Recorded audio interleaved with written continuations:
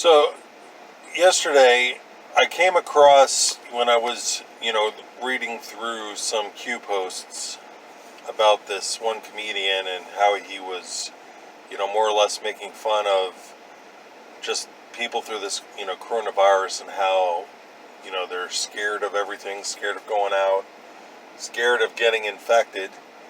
And so, it was pretty funny, but my wife and I started watching, different videos of this comedian.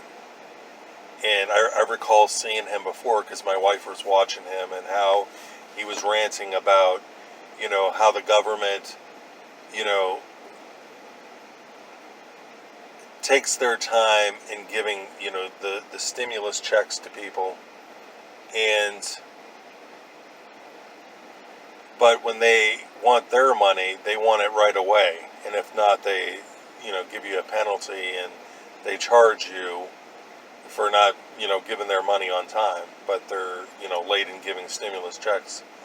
So he made, a different point, especially about, how Amazon can send their stuff right away, but in how the government needs to use Amazon, to send the stimulus checks to people instead of it being late. So, he has some funny stuff that he says. I'm not going to say who he is because, I don't want any issues and, to arise, but I just want things to be peaceful. But I'll just talk about this comedian indirectly, and I'm not going to give names.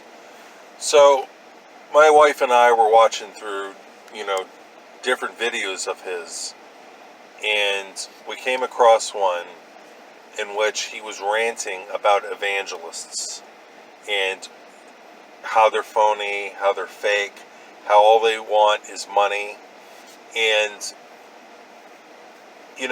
different statements that he made. I mean, some could be true, but also some could be false. And I think a lot of people tend to do that they form opinions about something.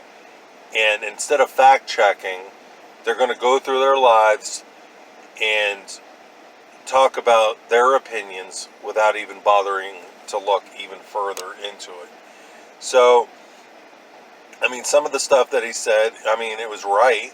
There are evangelists out there, TV evangelists, who have expensive sets, and then they turn around asking for donations. And, all that does is it really sets God up to be criticized, because if his kids are acting that way, a lot of people in the world would say, well, I'm not going to follow this God, and because he allows his children to do that. So that's a claim that somebody is making without even looking at the truth of it. And that's really what irritates me, is how people can make statements like that without even bothering to look. So he made the statements that, these people have mansions, expensive mansions, and yet through this whole coronavirus pandemic, that they aren't giving anything to anybody. And he named different names, Jim Baker, who was accused of robbing the collection plate, and I've personally heard of, Jimmy Swaggart, who did that as well, and yet apologized afterwards. I don't know if he had any issues afterwards because of it.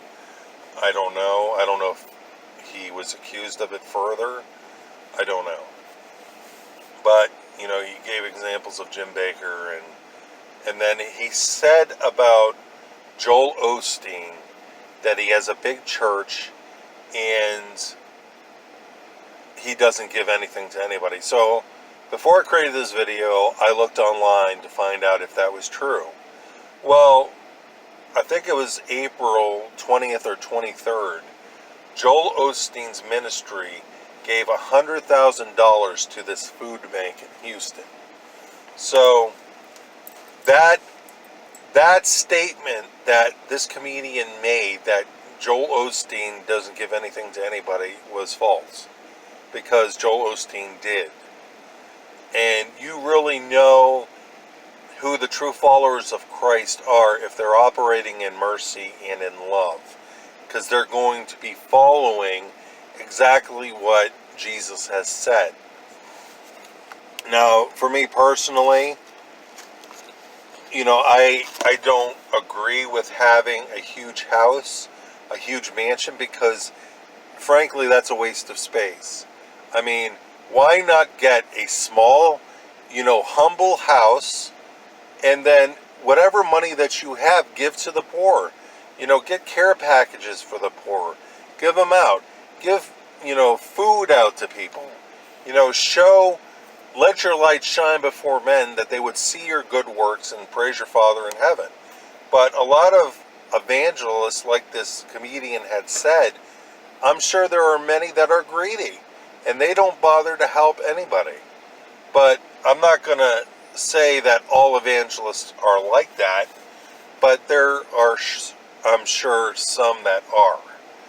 And really, it takes really inspecting the fruit that is on the trees. If you're going to go into a store and you buy a bag of oranges, and you notice one orange on the top is rotten, there's a huge hole in it, it's dried out, and mold's beginning to form. What are you going to do? Are you going to throw that entire bag away? Or are you going to inspect each of the oranges to see if they are rotten? So, a lot of people in this world will tend to say, well, this rotten is oranges, therefore all oranges are rotten. And, that's an unfair judgment, because you haven't seen, the fruit that are on many of Christians' trees. You haven't inspected. You see an example of one believer who is greedy. So therefore, you say all Christians are greedy. And then you keep that opinion to yourself, and then you probably share it with a bunch of people, and anything that is tied to Christianity, you're going to immediately pull that example out of the box and say, well, Christians are hypocrites and greedy and stuff like that. And really, that is an unfair judgment. And, if the tables were turned, you wouldn't want to be judged in that same manner. Let's say you work as a carpenter, and somebody makes that judgment about you that all carpenters are lazy and they're incompetent. Well, you know for yourself that you're not incompetent. You're a hardworking carpenter. But you see this person making a statement that all carpenters are lazy because of one person that they had encountered. And you would say that is an unfair judgment. You haven't seen my work.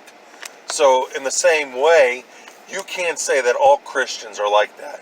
You need to inspect each one and see the fruit that's in them. See what their lives are like daily, instead of saying that all Christians are hypocrites.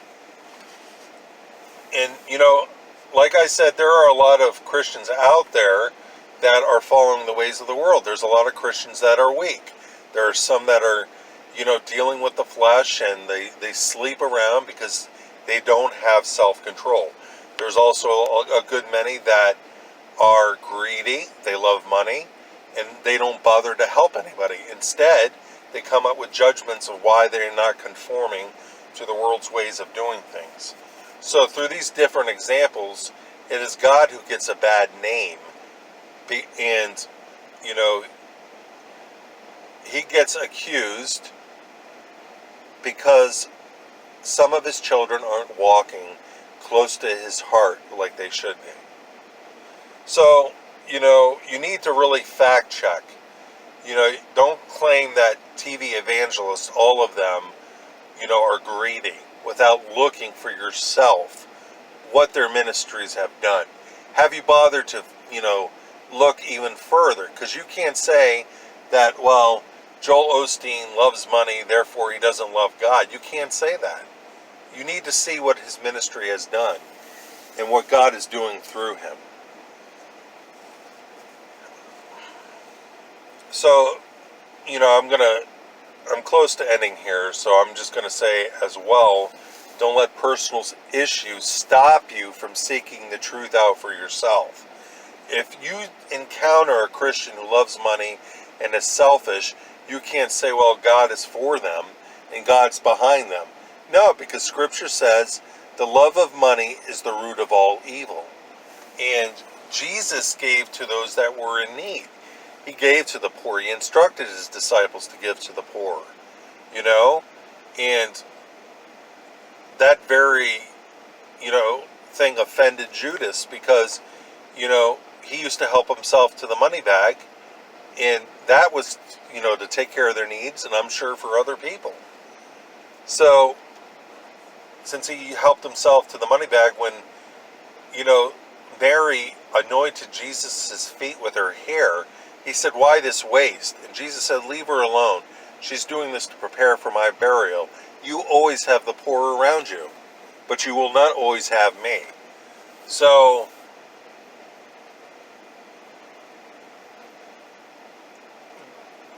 you know what God is for. You know what he approves of because you have read what Scripture said. If you don't, then you need to pick up a Bible, write down any judgments that you have on Christians, and you may think that God is behind that. Well, you need to read from cover to cover to find out who God really is.